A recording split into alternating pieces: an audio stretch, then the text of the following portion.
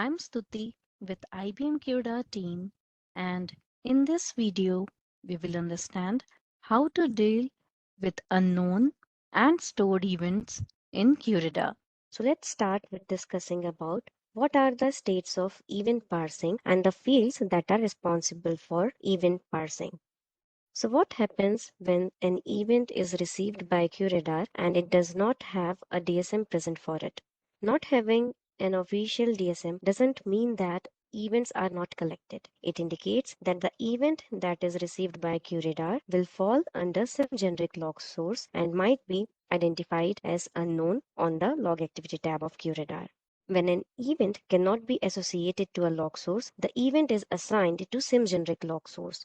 You can identify these events by searching for events that are associated with some generic log source or by using the event is unparsed filter.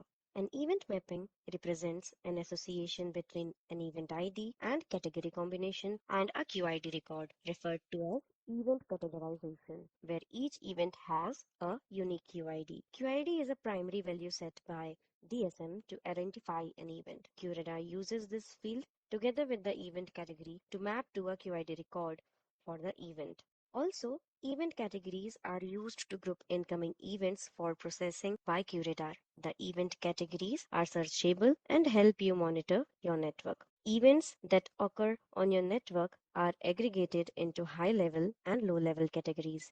Each high-level category contains low-level categories and an associated severity level and a ID number.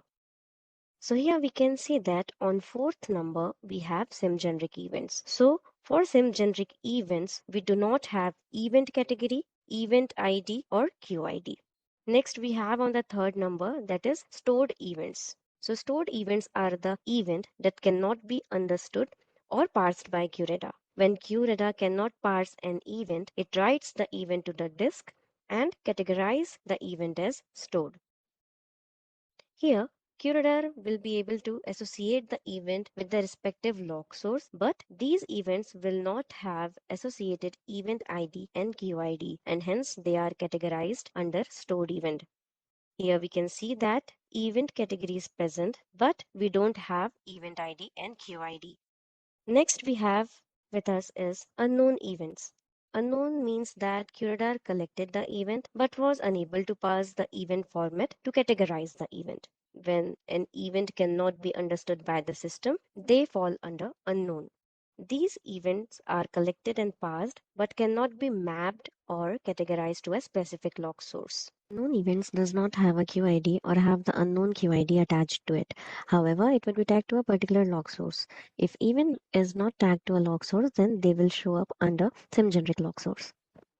Basically, parsing of event depends upon three parameters: the event category, event ID, and QID. And when QRadar has all these three information, then event will be categorized as parsed event.